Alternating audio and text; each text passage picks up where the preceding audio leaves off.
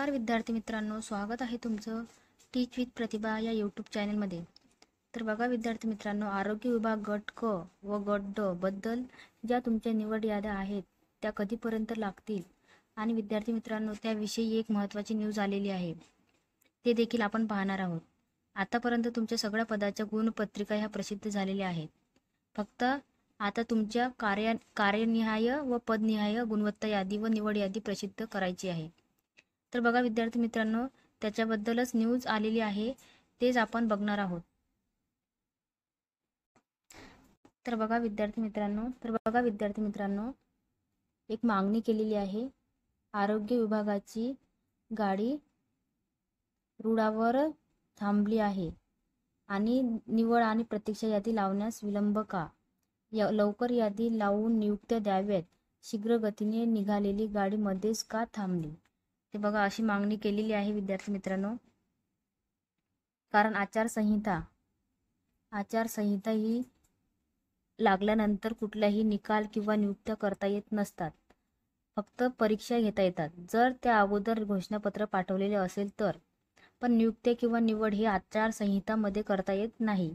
त्यामुळेच बघा विद्यार्थी मित्रांनो, आता जानेवारी तर संपलेला आहे, परंतु फेब्रुवारीच्या पहिल्या आठवड्यात किंवा दुसऱ्या आठवड्यात हा निकाल लागणं गरजेचं आहे।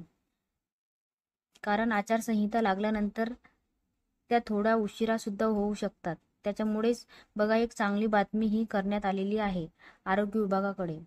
तर बघा, आचारसंहिता पूर्वी निवड यादी आणि प्रतीक्षा यादी जाहीर करून कागद पडताळणी करावी आणि लवकरात लवकर रुजू करून घ्यावे, अशी विनंती युवा रोजगार परिषद अध्यक्ष कोणी केलेली आहे? लक्ष्मीकांत कलमुर्गी यांनी आणि राज्यातील सर्व परीक्षार्थीच्या वतीने करण्यात आलेली आहे।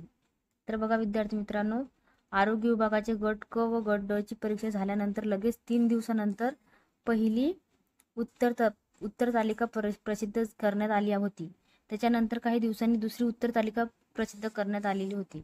म्हणजे आरोग्य विभागाचा प्रोसिजर ही फास्टमध्ये झाली, त्याच्यामुळं रिझल्ट सुद्धा फास्टमध्ये। फक्त आता एक अंतिम निवड यादी बाकी आहे।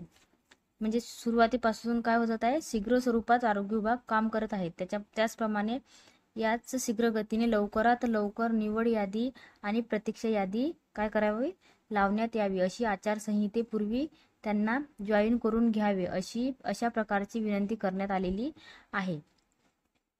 तर बघा, माननीय मुख्यमंत्री, उपमुख्यमंत्री, आरोग्यमंत्री, आयुक्त, मुख्य सचिव यांना अनेक विद्यार्थ्यांनी पत्र पाठवून त्या पत्रांचा विचार केला जात नसल्याने युवा रोजगार परिषद अध्यक्ष डॉक्टर लक्ष्मीकांत कलमुर्गी यांनी व्यक्त केले आहे। तर बघा विद्यार्थी मित्रांनो, ही मागणी आचारसंहिता लागण्या अगोदर घ्यायला हवी। निवड याद्या प्रसिद्ध करण्यात याव्या, यासाठी ही मागणी करण्यात आलेली आहे। आचारसंहिता बघा मार्च मध्ये लागणार आहे। त्या अगोदरच म्हणजे फेब्रुवारीच्या पहिल्या किंवा दुसऱ्या आठवड्यात लागणे हे गरजेचंच आहे। कारण बघा विद्यार्थी मित्रांनो, TCSचं काम हे पूर्ण झालेलं आहे, फक्त आता आरोग्य विभागाचं काम बाकी आहे। त्याच्यामुळे ही मागणी करण्यात आलेली आहे। तर खूप महत्त्वाची बातमी आहे विद्यार्थी मित्रांनो। कारण आचारसंहिता एक वेळ लागल्यानंतर कुठलंच काम नियुक्ती आणि निवड करता येत नाही, त्याच्यामुळं ही मागणी केलेली आहे। आणि आरोग्य विभागाचं प्रोसिजर बघता आतापर्यंत जे एक्झाम वगैरे झाली, निकाल लवकर लागला, तर आचारसंहिता लागण्या अगोदर रिझल्ट फेब्रुवारीच्या पहिल्या किंवा दुसऱ्या आठवड्यात लागण्याची शक्यता आहे। आचारसंहिता लागल्यानंतर कुठलंच काम करता येत नाही। तर बघा विद्यार्थी मित्रांनो, जर फेब्रुवारीच्या पहिल्या किंवा आता दुसऱ्या आठवड्यामध्ये जर निकाल लागला तर आपण लगेच त्याची अपडेट देणार आहे। त्याच्यामुळं माझ्या चॅनलला टीच विथ प्रतिभा या चॅनलला सबस्क्राईब करून ठेवा, जेणेकरून आणि बेल आयकॉन दाबायला विसरू नका, जेणेकरून मी जे व्हिडिओ अपलोड करणार आहे त्याचं नोटिफिकेशन तुम्हाला येणार आहे आणि लवकर रिझल्ट लागावा अशी मागणी केलेली आहे। खूप महत्त्वाची मागणी केलेली आहे, महत्त्वाची न्यूज आहे।